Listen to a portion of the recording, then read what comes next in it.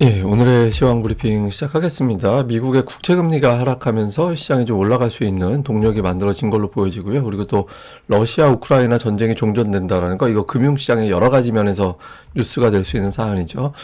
외국인들이 매도하지만 연기금이 계속 매수하고 있거든요. 연기금이 외국인들의 물량을 받아지면서 추세가 상당히 양호하게 나오고 있습니다.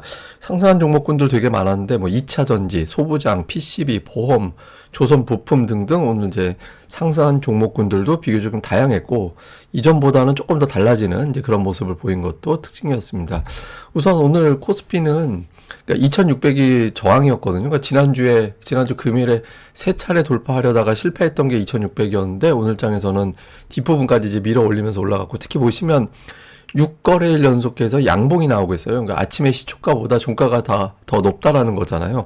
그러니까 종가가 더 높다라는 거는 투자자들이 막판에 내일도 올라가겠는데, 그러니까 이런 기대를 하고 있다라는 거죠. 그래서 시장이 좀 양호하게 움직였고, 코스닥은 제가 이제 주봉으로 보여드리는 건데, 주봉으로는 현재까지 일단은 뭐 8주 연속해서 양봉. 그러니까 오늘 월요일이기 때문에 뭐 이번 주 어떻게 될지는 봐야겠습니다만은, 월요일 시초가보다 금요일 종가가 더 높다라는 거잖아요. 그래서 투자자들이 우리나라 증시의 특징이 뭐 아침에 일단 팔아놓고 봐야 된다, 이런 어떤 심리가 좀 있는 시장이었잖아요. 근데 지금은 내일도 어쩌면 뭐 이런 기대가 있는 것 같아요. 뭐 제가 맨날 표현하지만 하루 벌어 하루 올라가는 장이라고 표현을 드립니다만은, 투자자들은 이제 조금 긍정적으로 이제 기대를 좀 하면서 이제 그런 어떤 움직임들이 나오고 있는 걸로 좀 보여집니다. 일단 금리가 빠졌다라는 점에서 좀 안도한 것 같아요. 물론 이제 금리 빠진 이유가 뭐냐에 따라 좀 다르긴 한데, 어쨌든 그러니까 미국의 국채 금리가 내려가게 되면, 그러면 신흥시장 쪽에서는 금리가 내려간다, 미국의 안전자산, 미국의 금리에 투자하는 것보다 그냥, 아니면 미국의 국채를 사는 것보다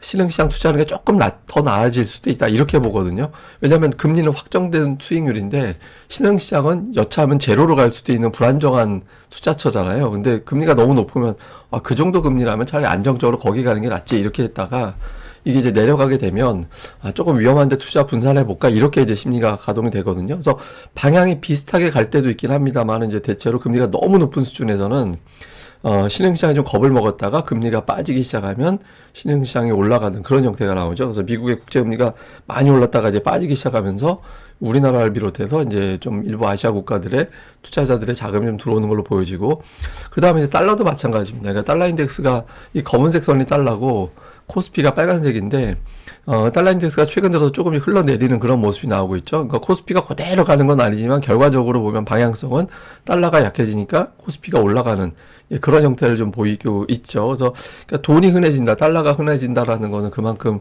신흥시장 쪽에서 자금이 미국으로 갔다가 미국에서 다시 다른 나라 쪽으로 풀려 나온다, 이렇게 해석을 하죠. 그래서 금리와 달러가 내려가는 상황이 최근 들어서 만들어진 게 외국인들에게 좀 매수를 할 수 있는 그런 계기가 됐던 것 같고요. 또 뉴스들도 몇 가지 좀 영향을 준 뉴스들이 있었는데, 이게 종전협상 뉴스가 계속 나옵니다. 이게 뭐 예를 들어서 뭐 유럽이 소외가 되네, 뭐 젤렌스키는 빠지네, 여러 가지가 있긴 하지만 어쨌든 종전협상이 진행됐잖아요. 이건 여러 가지 의미에서 좀 시장에 영향을 줄 수 있는 사안이죠. 우선 그 우크라이나하고 러시아 종전이 되면 우크라이나에 어마어마한 어떤 곡물, 이제 나라가 이제 황폐화돼서 언제 다시 정상적으로 될지 모르겠지만 어쨌든 그 기대감만 가지고 곡물 선물 시장에서 떨어질 수도 있기 때문에, 그러니까 인플레이션을 약화시키는 요인이 되죠. 그다음에 러시아에서 또 제재를 일부 좀 나중에는 궁극적으로는 풀어줄 수도 있게 되는 건데, 그렇게 되면 이제 뭐 가스 가격, 원유 가격 이런 것도 내려갈 수 있게 되는 거고, 또 유럽의 어떤 변수 중에 하나가 전쟁이었잖아요. 그래서 그렇게 되면 유로화가 강세, 달러화가 약세, 이런 어떤 이슈들이 또 나올 수 있게 되는 거죠. 그래서 뭐 저런 부분들은 뭐 여러 가지 어떤 정치적인 꼼수가 있긴 하겠지만, 어쨌든 결과적으로 투자자들은 저 전쟁 동식되는 게 주식시장에는 좋은 거야, 이렇게 이제 될 수 있는 게 있고, 다음에 또 하나는 이제 관세인데, 지금 관세가 점점 우리나라 쪽으로 오고 있잖아요. 뭐 반도체, 자동차 이런 것들이 계속 나오고 있는 상태인데, 우리나라에서도 뭐 대미사절단 보낸다고 해서 저게 해결되는 건 아니고, 근데 제가 보기에는 저 관세는, 그러니까 미국에서 보편 관세가 아니라 상호 관세라고 했잖아요. 그러니까 보편 관세는 모든 나라에 똑같이 관세율을 적용하는 건데, 상호 관세는 너희는 이만큼, 너희는 저만큼 이렇게 해서 따로따로 하겠다라는 거잖아요. 그래서 국가별로 관세를 다 다르게 책정하겠다.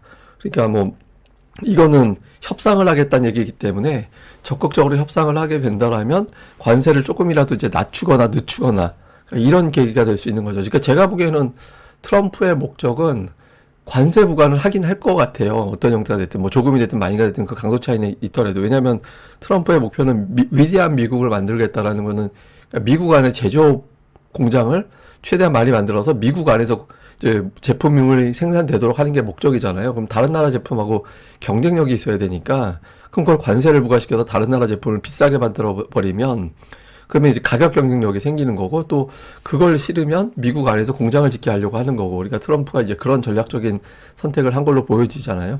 예, 그러니까 이제 어쨌든 뭐 좀 관세 관련해서 두 달의 시간을 벌었다라는 점. 그러니까 뭐 오늘 외국에서 보는 아시아 시황 보면 그런 얘기가 제일 많이 나옵니다. 그러니까 시간을 벌었다 관세 관련해서 그게 아시아 증시에 긍정적인 영향을 줬다. 그래서 뭐 나라별로 보면 뭐 홍콩은 딥시크 때문에 올라간다라고 표현을 하고 우리나라를 비롯한 일부 국가는 저 관세 이슈 때문에 조금 숨통이 트인 거다. 뭐 이렇게 이제 해석을 하더라고요. 그래서 어쨌든 전 뉴스 있고 그다음에 오늘 삼성그룹주 내에서 이제 금융주들이 굉장히 강하게 올라갔잖아요.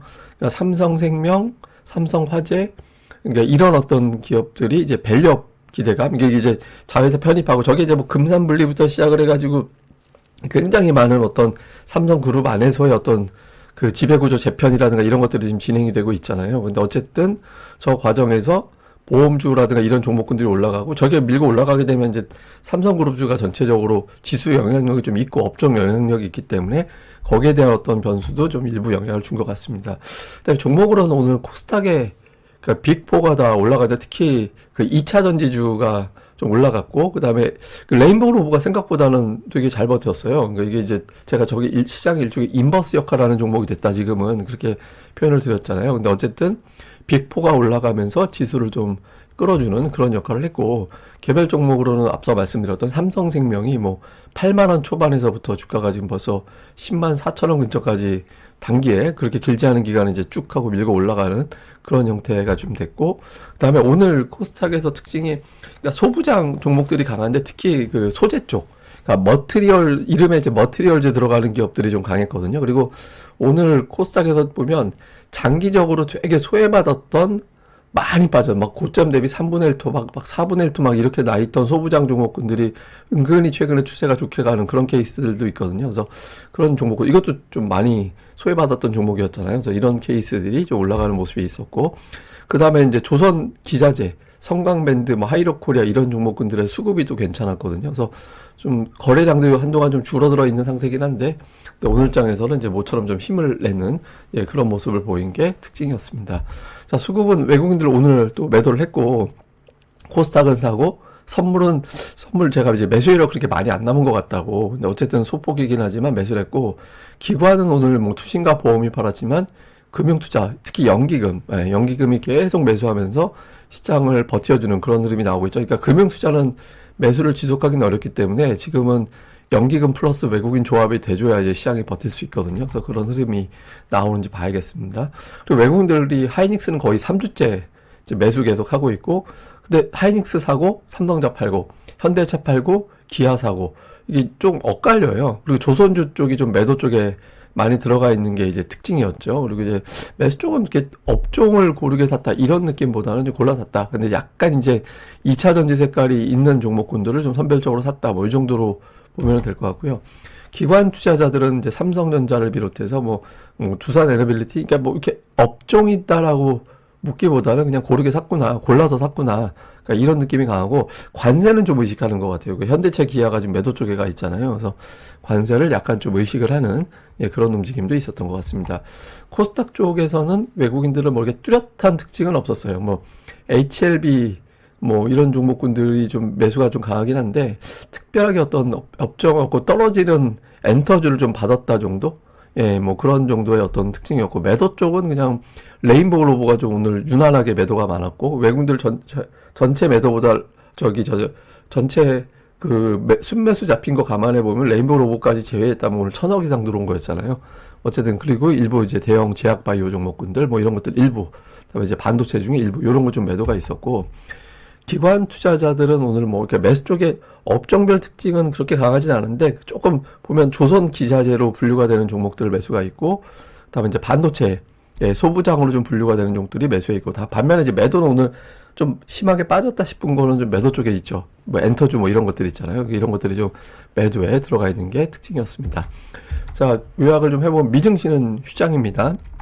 그리고 이제 코스피는 2600 저항을 일단 돌파했거든요. 근데 삼성전자는 58,000원이 굉장히 중요한 저항인데 아직까지는 이제 그 위치는 가지 못하는 그런 형태가 된 게 좀 특징이었고요. 그리고 외국인들이 아직은 순매도예요. 근데 제가 조금 걱정하는 거는 외국인 투자자들이 지금 매수로 돌아서지 않으면 이제 금융 투자가 머지않아서 이제 매수로 바뀔 거라서, 이제 매도로 바뀔 가능성이 높아서 그러니까 지금은 연기금하고 금융투자 조합이 되긴 하지만 외국인들이 안 돌아서면 대형주 쪽이 조금 이제 버거운 구간이 나올 수도 있습니다. 그래서 이게 어떻게 돌아가는지 봐야 될 것 같고, 지금 코스닥은 계속 종목 장세가 나타나고 있어요. 뭐 ADR이라든가 이런 지표상 불편한 게 아닌데 어쨌든 지난주하고는 조금 달라졌죠. 그러니까 지난주에는 뭐 로봇이라든가 뭐 등등의 종목들이 올라갔다면 오늘은 소외받았던, 장기적으로 최근 들어서 좀 소외받았던 종목군들이 살아나는구나, 뭐 이런 식의 어떤 특징이 나와서 좀 오늘 주말 뭐 이렇게 제가 종목들 보니까 뭐 PBR 밴드 하단 뚫고 내려간 종목군들 뭐 이런 것들이 최근에 은근히 올라가 보더라고요. 그래서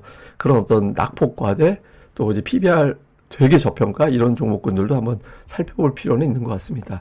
근데 최근에 예탁금이 지금은 이제 예탁금이 뭐 이렇게 뭐 공모주 청약이 뭐 빅히트급 공모주 청약이라든가 뭐 이런 일정이 이제 없는 상황인데 조금 늘어나는가 이렇게 좀 보여지는 것도 있거든요. 그래서 지금 저점 대비 크게 늘어난 건 아니긴 하지만, 뭐 예를 들어서 지금 뭐 저점이라고 해봐야 이제 52조 8천억이었으니까 확 늘어난 건 아닌데 추세가 좀 관찰은 해볼 만한 것 같아요. 그래서 추세가 만약에 매일 늘어나면서 1차적으로 만약에 한 대략적으로 한 58조 원에서 59조 원까지 늘어나게 된다면 코스닥의 종목 장세가 그동안 제가 뭐 기관의 매수 종목을 집중해야 된다 이런 말씀 드렸었는데 그거 말고 이제 바람을 타는 종목들이 나올 수 있게 되거든요. 그래서 좀 예탁금은 뭐 주목을 해봐야 될 것 같습니다. 약간 코스피는 이제 대형주들이 조금 이제 뭐 외국인들이 매수해주지 않으면 선물 가지고 끌어올리는데 좀 한계가 있는 위치라서 지금 대형주 쪽보다는 조금 급이 아래쪽에 있는 종목군들을 좀 주목해야 되는 시기이긴 하거든요. 근데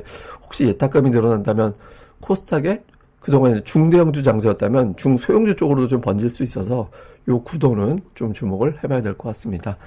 예, 그럼 또 오늘 하루 또 잘 보내시고요. 저는 또 다음에 뵙겠습니다. 감사합니다.